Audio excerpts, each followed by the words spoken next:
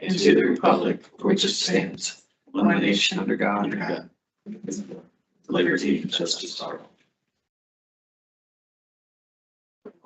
For us, please. Right. Town of Ashland, Ms. Barnhart. Present. Charles City County, Mr. Patterson. Chesterfield County, Mr. Engel. Here. Goochland County, Mr. Lyle. Present. Hanover County, Mr. Davis. Henrico County, Reverend Cooper. New Kent County, Chair Stewart. Here. 16. Powhatan County, Mr. Donati. City of Richmond, Dr. Newville. There you go. Okay, I guess Reverend Cooper just came in. All right, do number 4. Thank you. I don't think we have any guests. So do we have any guests online this morning? Okay. If everyone had a chance to review the agenda, does anyone have any amendments or changes they would like?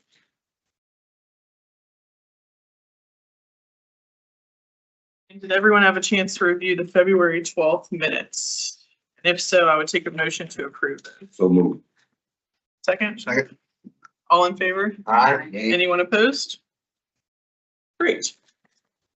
We will move next to officer rotation discussion. And I know that I've talked to a few of you about this, and with the help of Ms. Schickel and Mr. Gregory, talked with Vice Chair Patterson, and he and Charles City County are not ready to take the chair position for the next fiscal year, or next, I guess, PlanRVA year.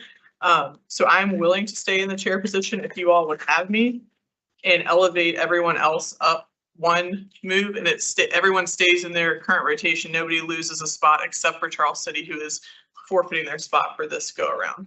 And Mr. Gregory helped us with how we could do that, which would be suspending the section in our bylaws that says you cannot serve as chair for 2 years in a row. So would like to open that thought process up for discussion. Mr. Davis. I think, yeah, I've done a fine job of working on the parliamentary procedures. Thank you for that. And I also think you've done a fantastic job as chair. You've navigated very well, and stability means a lot in organizations like this. So I, for one, would certainly endorse that plan that y'all put together. I think it would be a very solid plan and helpful to PlanRVA. Does that mean next year they will be back in rotation for chair? Yep.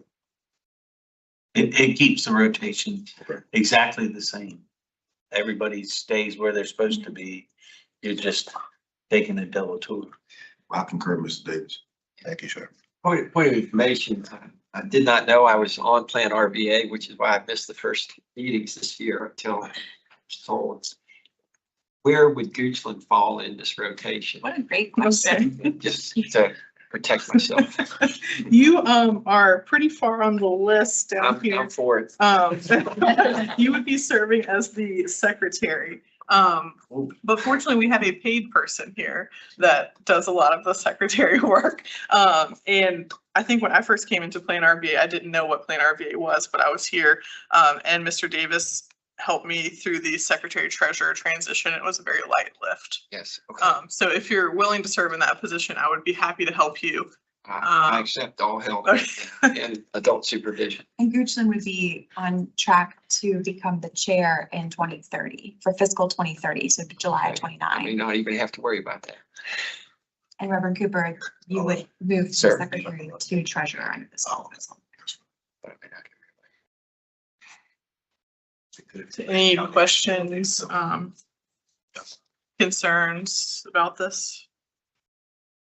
Mr. Engel, you good? I'm totally fine. Ms. Barnhart? you good? Yes. Okay. Is there a need for a motion? There is. Yeah, a- we're gonna have to vote on Yeah. it because we're changing.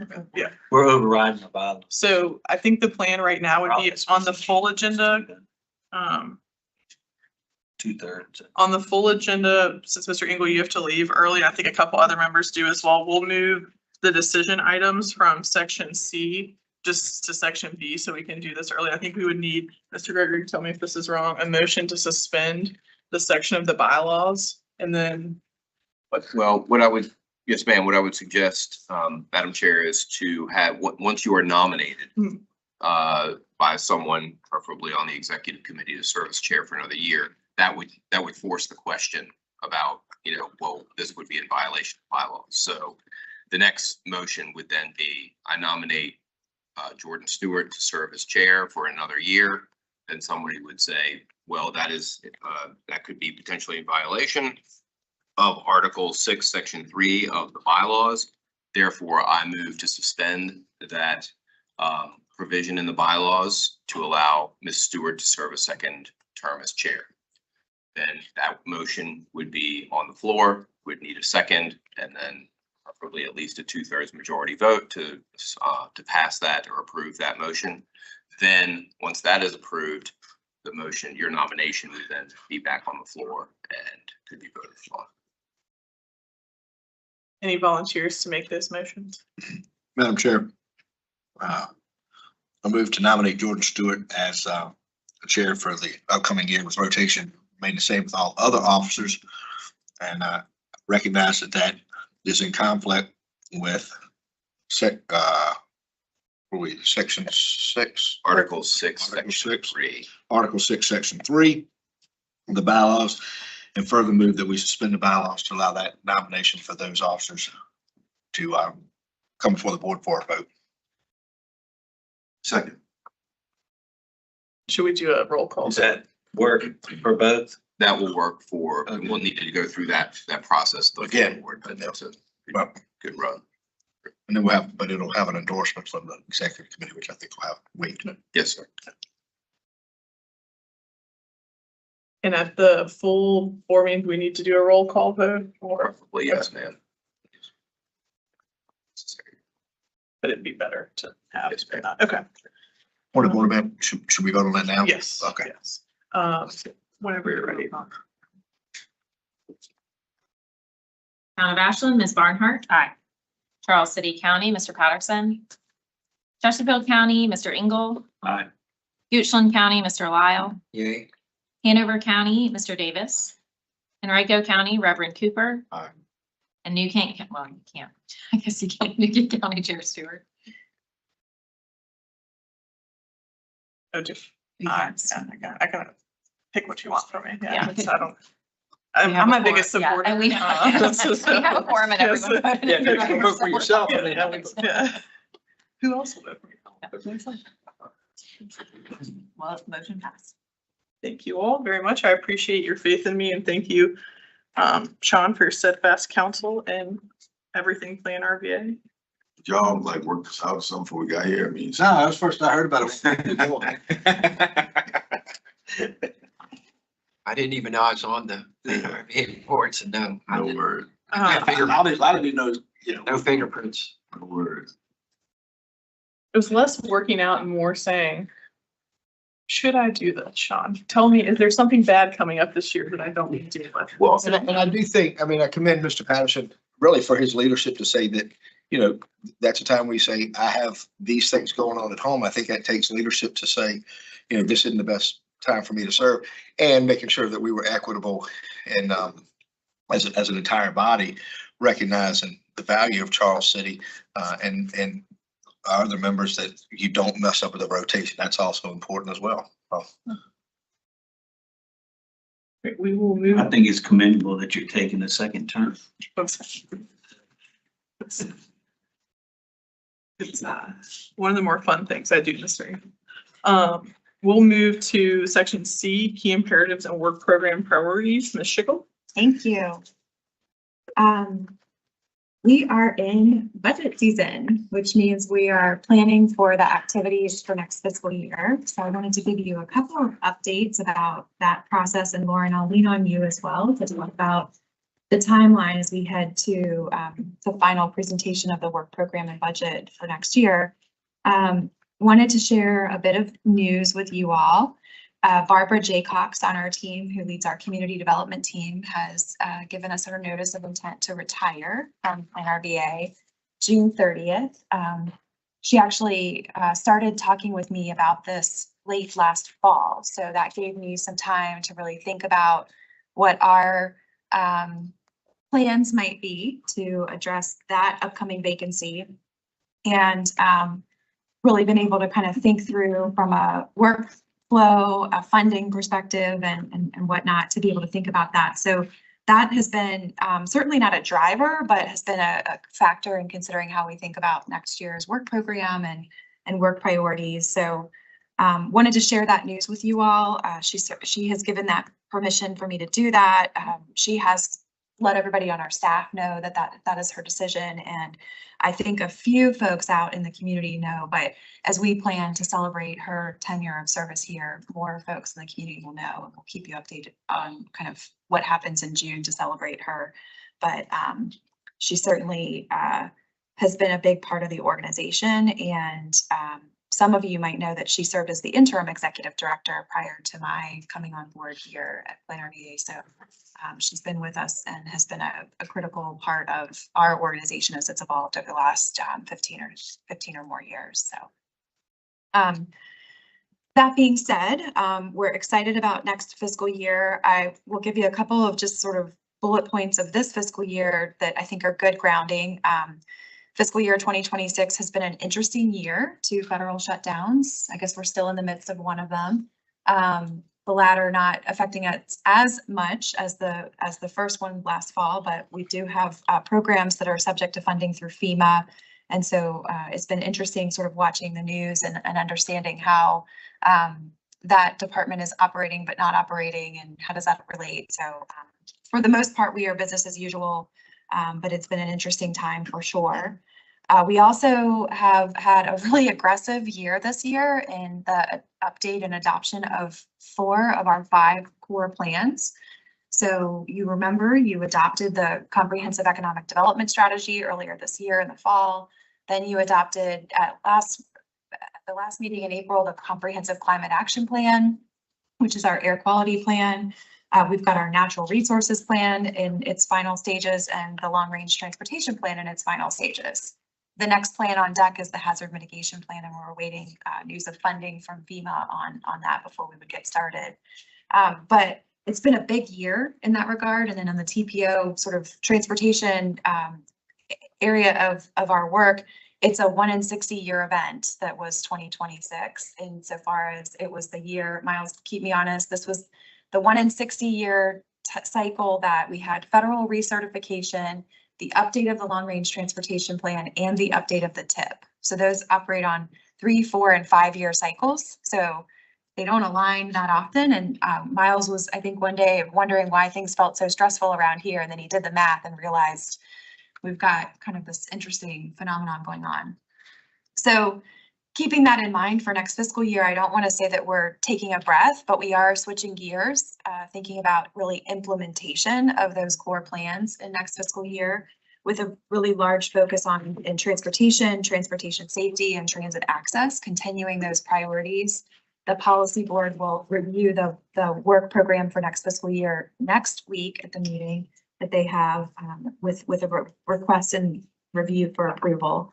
Other sort of focal areas for the transportation program include compliance. So ensuring that the results from our federal certification review are achieved and fulfilled. And then beyond that, in our other program areas, we're really focusing on leaning into the scenario planning work that we have been developing over the last few years, integrating our programmatic areas so that when we think about anticipating what our future scenarios for the region look like, it's really the comprehensive look across all of our program areas, and building out the transparency to understand from a public perspective how decisions get made in this region, why this, not that, what the factors are that go into the decision making that you all do. And so that will be a big focus of this upcoming fiscal year's work, funded through the prioritization pilot program from Federal Highway Administration. We'll also be working a lot in our data area with updating the regional indicators and continuing to pursue the alignment with RVA Rising and the economic mobility framework. And then from an operational perspective, I just cannot tell you enough how grateful I am that the board was supportive last year of the purchase of the new financial management software. We are already seeing the value and the benefits of upgrading that software it's been a learning curve for sure, but it's been a great opportunity for Lauren to engage a lot more members of our staff in the inner workings of how our finances work. So I think it's been a real opportunity for staff development, but it's also just illuminating opportunities for us to get more financially efficient. And I am feeling more and more confident each day. Mr. Davis, I don't want to steal your thunder, but that we are absolutely going to be achieving our fund balance goal policy that was established last month, sorry. And so those organizational and operational improvements are continuing to be a need for us. Things that we're looking at and thinking about a lot are technology modernization, maintaining cybersecurity protocols and policies. As we all know, AI is the topic you can't seem to get away from. And so we're looking at that seriously about how it's an opportunity or a point of leverage for us, but also what are the sort of controls that we need to put into place to manage that. And we're looking a lot at professional development for our staff to ensure that they are getting the support that they need from the organization to ensure that they've got the skill development opportunities for supervisory skills, project management, really being able to perform the core functions and duties here at the PlanRVA.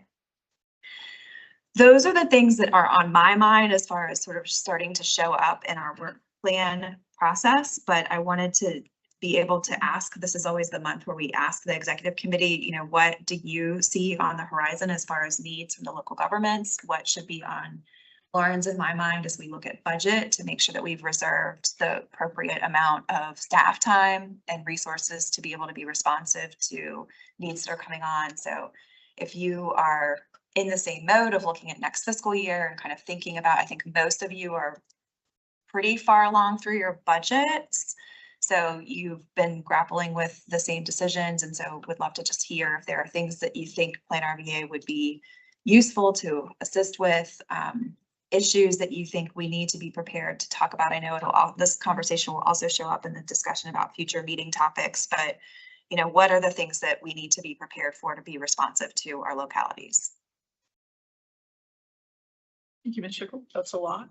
Does anybody want to repeat what she said? I do have a few things, Madam Chair, some of which I do think we're going to have a discussion. I talked to Ms. Shepherd the other day and asked for quarterly financials, which she refused to give me until she decides that she wants to give them to me. But no, she obviously briefed Martha on those, and when she gets everything compiled, she's going to send them over. But we are on track, and so I want to really thank Lauren for that. You did not know I was going to bring this up. But I do think we may need to have some discussions as it relates to some billing with CBTA. CBTA Finance Committee took action, or was it their executive committee? Finance. That's right, because they don't have an executive. They're finance. That's correct. Okay, so they took some action. We had some billing errors. Is the best way to put it. So we're going to recoup some of those funds. It wasn't a billing error. It was a lack of billing in accordance with our agreement. So I appreciate the leadership connecting. I briefed the chair on that. So we do need to recoup some funds, and they've agreed to do that. What Lauren didn't know I was going to speak about today is, in some organizations, you go back 2 or 3 years, you have that ability. And I'd like to explore that to see, and I know that could ruffle. And if you want me to go into details, I will, but essentially, we do some contract work for CBTA. And one of the things that I thought of, what time do you have to leave, Mr. 10. I'm good for this. Yeah, I'm good. I thought you might have to leave this meeting. No, I'm good. One of the things that, so we're contract, and I think a lot of folks knew early on, is that some of those lines kind of get a little blurred with CBTA, and we get it. Lauren had a really great statement that we actually fill 2 roles for CBTA, kind of as a contractor. I thought that was a great statement. And as kind of an advisor and counsel, consulting, if you will. But we were not charging them the way that they should have been charged on certain things and doing that contract work. And the money could be substantial, or well, it is going to be substantial. And so So we've gotten it straight, I guess, 1 year. Have we talked about going back any other years with those folks? I know it's uncomfortable, but probably should have called you before I said I was gonna bring it up here, but I don't know any other place to bring it up. We've been focused on catching up this fiscal year, Yep. retro back to July, and then moving forward for fiscal year 27. We did not discuss going back. You know, I mean, so the idea is that they would legitimately owe the money. And it may be a little bit of a rub, but I do think we should explore it. I'm not sure this is something we explore in the full commission meeting coming up because there's a lot, I have not been able to make contact with Mr. Carroll. But, you know, we have certain contract rates that we work on, and while we may have been a little deficient in our billing, we need to true up. So kudos to both of y'all for truing up where we are now, recognizing that.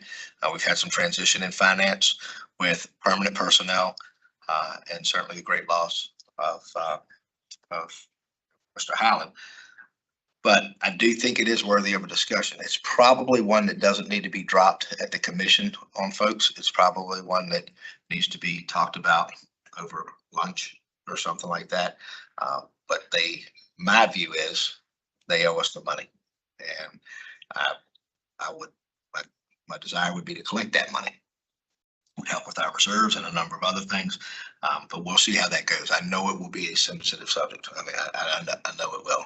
So I'd like to talk to Mr. Carroll and maybe some of those other folks and at least lay out where we are. If it was back in the county side, we'd collect it, you know, I guarantee you. So, and it is, and so the benefit of folks wearing multiple hats, working with different agencies and different boards, I think is beneficial. But I also recognize that when you're sitting at this table and you're convened as PlanRVA, this is the team you bat for. And when you're sitting there at CBTA, it's the team that you bat for. But I believe there should be a true up. And you do have my apologies because I had not talked to you about this. And it's just something I thought about quite a bit all weekend. Do you have any thoughts? I'm not trying to put you on the spot, but if you don't mind, Madam Chair. I'd love to put the numbers together and look and see what that actually would mean, and then maybe we could have an additional. 400 plus. What's that? 400 plus. It would, That's what I came up with, you know. it would be a significant number. Any other questions on that, comments? You mind if I ask Ms. Schickle if she's got a thought? Yeah, I was trying to sort of think through, I think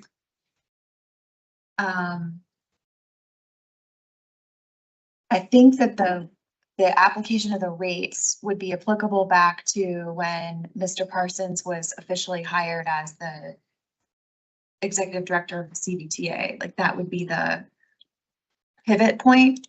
Prior to that, we were billing with our indirect and fringe rates applied to that staff time. So it would really have been at that I believe you're correct. engagement period. So that would be the point that I think we would want to be tracing back. So I think That is a thought that I had too. So that would take, in my view, 1 year off fiscal year. I think it- additional, which, yeah, we're talking Yes. about 3. So we've got 1. Yes, We're looking at the other 2. yeah, so I think. I think we're, but that has crossed my mind and that would put us, you know, August of 2024, back to that point would be the, I could what's concede that spinning in my because I mind. think that's on paper. Mr. Gregory, you know, so I guess we could go there, but I see it a little bit different, but I know exactly where you're going. And I think that I could concede to that. And I think that's a reasonable argument. Would you agree that? me or him? No, Okay. well, no, both. On paper, we have certain agreements. I mean, obviously we have to work with those, but I'm thinking even a year prior, but could concede to the other. What? Well, do I you think think the anything year there? prior, we were, With what Martha's saying, you know what I mean? Like, I get that. Yeah. That would be an argument I would use if I was over on CBTA side. I'd have to look at it. Yeah. Yeah, I mean, Okay. we've looked at the agreements. I understand your contention. Yeah. And I do know it's going to be uncomfortable because we're going to have conversations with our friends, you know, over there, but I do believe we're owed more than just what we have here. So I don't know. So Sorry to be that guy that just dropped that at breakfast, but Gotta stay in the black. guys, Um, right, right. Can you come up with the numbers for both time periods? Yes. Thank you. Yes. Any additional comments or questions on that? Madam Chair. Uh-huh. Well, after that, this would be pretty simple. I really do, and this is maybe for staff, I feel a need for onboarding. There's just a lot of this is just woo going right over my head, and Mr. Spoonhour is a resource I will be accessing, but I'd also like accurate information, so I'd like staff to. That was a joke. I was like, wow. That was a shot fired at me. Email me with that opportunity, Mr. You said it so straight faced. Yeah. It's like, Wow. Neil and I are seatmates on our board, so I would not, anyway, okay. My ADD kicked in, I'm back. And then you mentioned economic mobility and then forecasting. Weldon Cooper has made some very entertaining population forecasts and just what our impacts on schools. So I would love to drill down a little more as to what kind of data we're accessing for economic forecasting, because unlike most of our close by, we have 3 elementary schools, 1 middle school, and 1 high school. And so as population becomes forecast, I'm starting to look at some really big numbers when it comes to school construction. And I would like just to understand how we're doing forecasting and what our sources of data is. So quick response, because I think there's more there than I can share with you right now, but we rely per code on Weldon Cooper for the population estimates of the current year or thereabouts. We're not beholden to their forecasts, but we recognize that is a data point that a lot of the jurisdictions use, so it's relevant to our work. When I think about our future forecasting, we're looking more at projections based on sort of straight line, regression analysis, and then looking straight line forward. So what has been the growth in the region and where is it likely to go? And we can look at information that's available, like economic development announcements and things like that, that might change that trajectory. Right. But we've adopted through the Transportation Policy Organization and this board in previous fiscal cycles, 5 different future scenarios. And they range from things have gone really, I'll say like gangbusters. Miles, I can't recall the names of them. Can you rattle them off quickly? Do you know them by heart? There's Ecotopia, there's Utopia. RVA sinks, that's a low growth, things are going wrong. Men and safe, Sort of it's men, status yeah. quo, and Back to the Future. which is just like skyrocketing. So we've adopted sort of this range of, from a population or economic growth perspective, this range. And we're not necessarily, because we don't have the same responsibilities that you do in the locality, we're not necessarily picking one that we need to forecast to for school construction. But we're saying these are the range of likely scenarios and how do we test decisions that this body is being asked to make against all of them so that you know what the implication of that decision would be on each of those trajectories. I want to stand my colleagues' good graces and the chairs. This all I think would be onboarding for me. Absolutely. These folks know this stuff. I don't yet. But, We'd love to get, we'll set it up and come and meet with you. We'd love that. I'll bring chicken from Wise Choice out there in Gooseland. So if you want to do it over lunch. That'd be great. Okay, thank you. Thank you, Madam Chair. Absolutely. We're happy to have you. Let's see what you say next meeting. Like, I'll quit. Just be like, I'm actually deciding not to do this second year. Thank you, Mr. Rob. Any last questions for Martha before we move on to our next? Kind of a good segue into future meeting topics for our next meeting. And I think we had discussed, Ms. Schickel and I had discussed having the June meeting as a virtual meeting. She has a conflicting conference that she's scheduled to be at. So I think we could do, if you all are okay with it, do that meeting as a virtual meeting. Any objections to that? That is September. June. June 11th.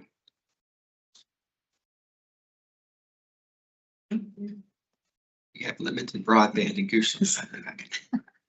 You can come and have lunch or breakfast in New Kent that day. We have excellent broadband right now. Okay, thank you. And we can always meet here, Mr. Lau. Mr. Cool will just be elsewhere. But okay, so we will go with that. I appreciate the consideration. I think Mr. Davis knows I was reelected to the National Board for the National Association of Development Organizations. And I think originally the schedule for the summer board meeting was the week prior to our board meeting. And so it did not appear to be a conflict. And then when we got the notice that I had been reelected and the official materials about the meeting, I learned that it is at the same time as our board meeting. And so I would, through my training and my just good sense, I know that I should come to my board meeting before I go to that board meeting. But given the consideration that the board has given to scheduling before, I was bold and asked the question. And so the virtual option is appreciated, but I would absolutely be here if you wanted to meet in person. For the record, I'm okay with the virtual participation or virtual meeting. Thank you. I think the work you do outside of here is important, and it elevates, I think, your role here and the role of the commission. So I want to make sure you are able to do what you need to do. Thank you. Appreciate that. We should be fine, but you all cannot come here. We cannot have more than 2 members of PlanRVA present. That's And per it will policy. probably be Yes. sit. Yeah, I do have the policy, Mr. Gregory. I'll hand it off to you. Yeah, I double checked everything. We are fine and all the circumstances line up. And we don't need an official vote. As long as there's no objections, I can note that nobody objected because you already voted to adopt the policy. So. I don't think we could save some money on our legal. Yes. I'm sorry, Eric. I'm looking for every dollar. You know what I'm saying? I'm looking for every dollar. I don't know. I might charge more than Mr. Gregory. CBTA to cover. Yeah. You know what? We'll add that to CBTA too. That was good. So is there anything you all would like to cover specifically at our June meeting, topic wise? We will have the presentation of the budget, which will be a significant item. And today's meeting topic was picked after talking to several members of the board, just gauging where we wanted to go for today and what the vast interests were. So happy to do that again. You know, if there's something that you all want to cover that we don't have listed right now, happy to add that on there. So just thoughts for the future. Is there anything else anyone would like to discuss? You talk about the child education and child care as a topic. Is that? I'm gonna talk to Dr. Tindall. Because that was her. Right.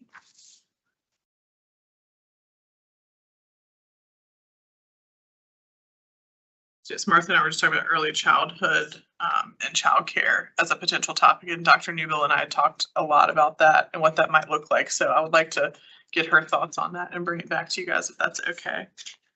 And then the last thing on our, if you look at the back of your executive committee agenda, there is a list of meeting dates.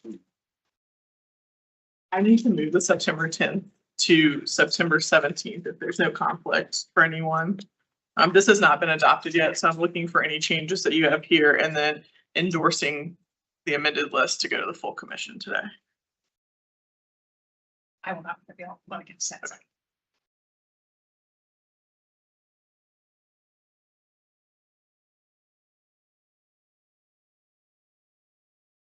I don't know.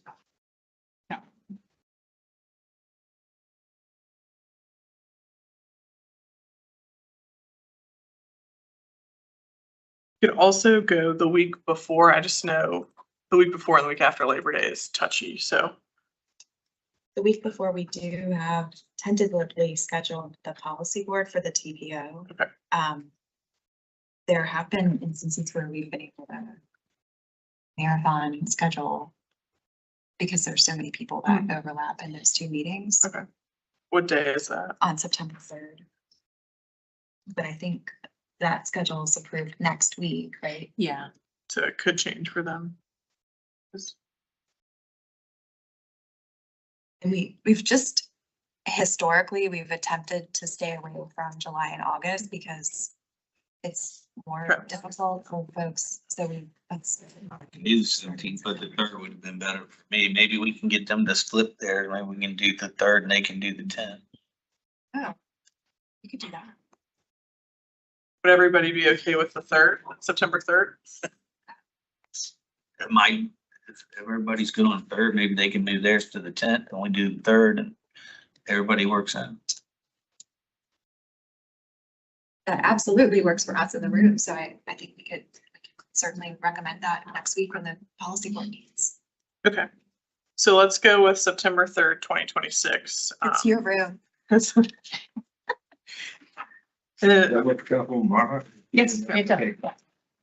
And can you all just check through the other dates real quick while we're sitting here?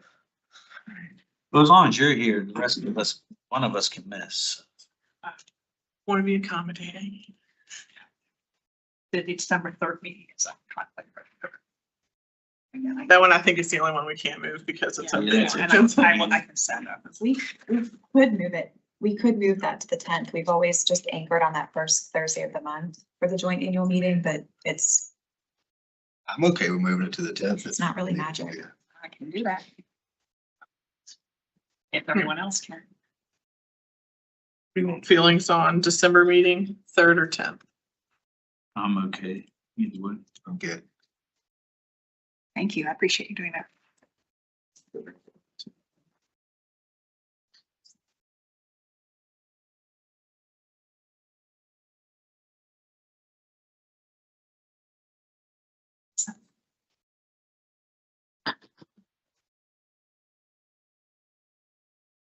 I'm pretty sure we verified that the April date is not in conflict with the local schools. Spring break. I believe we checked that right, Sarah Keel. So we should be fine. And I know that that's challenging sometimes. Anybody have any other dates that are hard notes for them?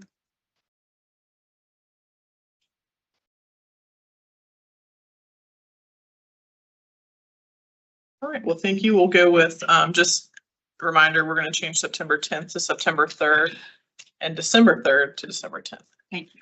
It'd be good for us to do a quick print of an updated version and Yes. hand out big board meeting. Yes. You have access to that, Sarah Keel?